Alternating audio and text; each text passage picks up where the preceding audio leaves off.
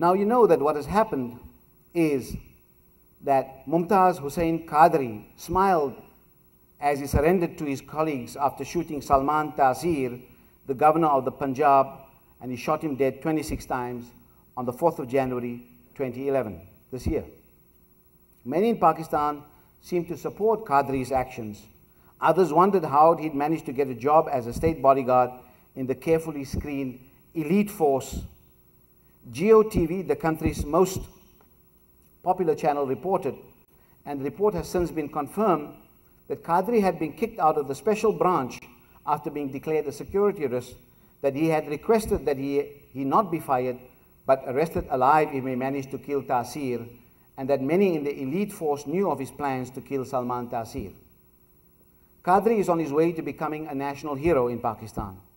On his first appearance in court, he was showered with flowers by admiring Islamabad lawyers who have offered to defend him free of charge.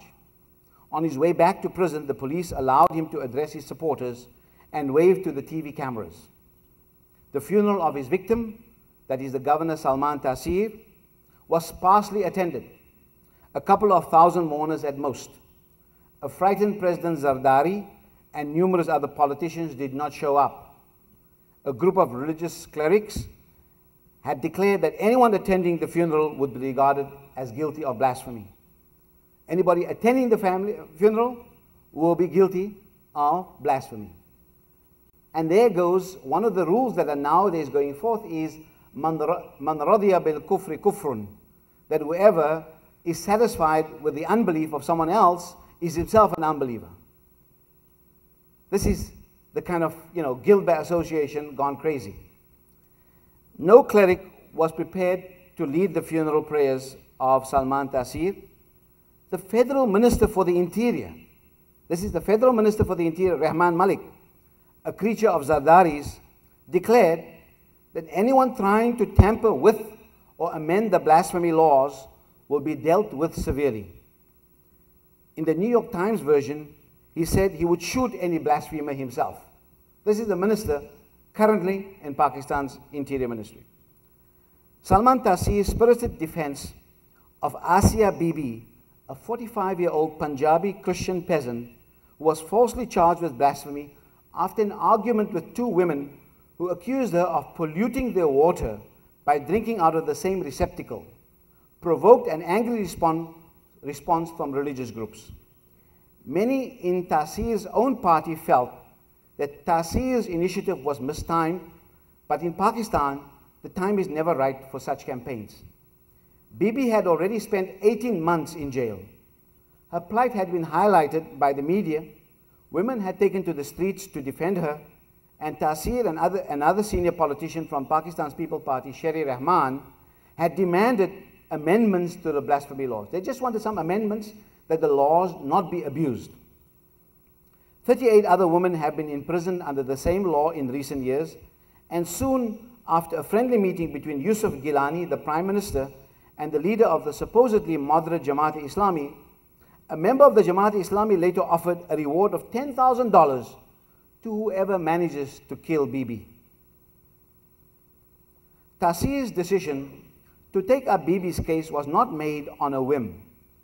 He had cleared the campaign with Zardari, much to the annoyance of the law minister, Babar Awan, a televangelist and a former militant of the Jamaat-e-Islami. He told journalists he didn't want the socio-cultural agenda to be hijacked by lunatic mullahs. That is, Taseer was saying he didn't want Pakistan's socio-cultural agenda to be hijacked by lunatic clerics, raged against governments that had refused to take on fanaticism and brushed aside threats to his life with disdain. So Taseer was opposed to, he knew there were threats against his life, but he brushed it aside. He visited the prison where Bibi was detained, the first time in the history of the Punjab that the governor has gone inside the district jail, and at a press conference declared his solidarity with her. He said she is a woman who has been incarcerated for 1.5 years on a charge trumped up against her 5 days after an incident where people who gave evidence against her were not even present, he told an interviewer. He wanted, he said, to take a mercy petition to the president, and he agreed, saying he would pardon Asia Bibi if there had indeed been a miscarriage of justice.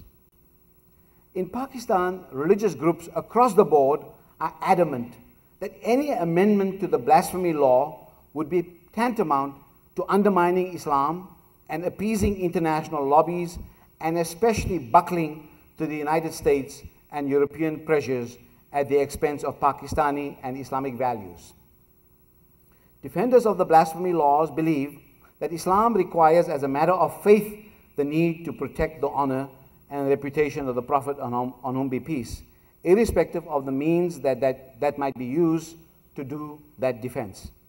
There are very few religious leaders in Pakistan who are ready to condemn these assassinations and extrajudicial killings of judges, governors, Christians as un-Islamic activities, and to declare that these are un-Islamic values.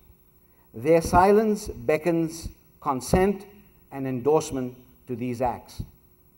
One can go on to the history and know that the laws of blasphemy were initiated by the British, but was further beefed up in the 1980s by General Zia-ul-Haq. As I already explained to you, that rules of protecting the Prophet's honor is not something that has been legislated by any of the primary sources of Islam, but this has been part of Islam's political history that is a changing history. So the question really at the heart of this matter is the following.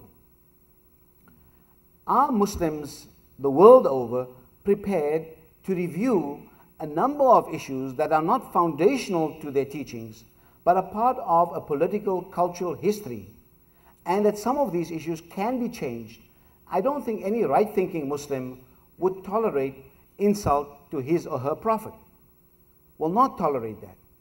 But the means of defending yourself would be one that will have to be in accordance with civilized standards.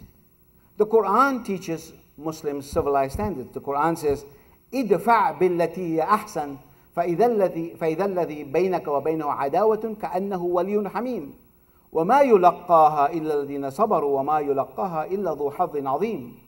That the Quran says, repel evil with that which is superior, with that which is better. And when you do that, when you repel something wrong with something that is beautiful, then your adversary will turn into your best and bosom friend. But this ability to do so is not given to everybody, only given to those who are endowed with the great deal of fortitude and patience and a good deal of proper dispensation. In the life example of the Prophet Muhammad, and there are different kind of examples, but the majority of the examples shows compassion to his adversaries. That when people who were throwing him and pelting him with stones and insulted him on a daily basis and emptied the detritus of their homes on him as he passed through the streets of Mecca, on the day when a woman who repeatedly did that to him, when she did not do so, he went to inquire, "What happened to my tormentor?" And then on that day, he goes to visit her because she was sick. And when he visits her, she is completely overwhelmed and said, "I truly believe that you are somebody very important and special," and then accepted him as a great human being and as a prophet. So the key issue here is that why is it that Muslims are hostage to past political practices? And why is it that Muslims today, even in the United States, are not prepared to reflect on these issues? And why is it that they attach a certain kind of passion to the protection of the Prophet that only renders the Prophet lesser than what he really is? It only renders the Prophet in a much more negative light.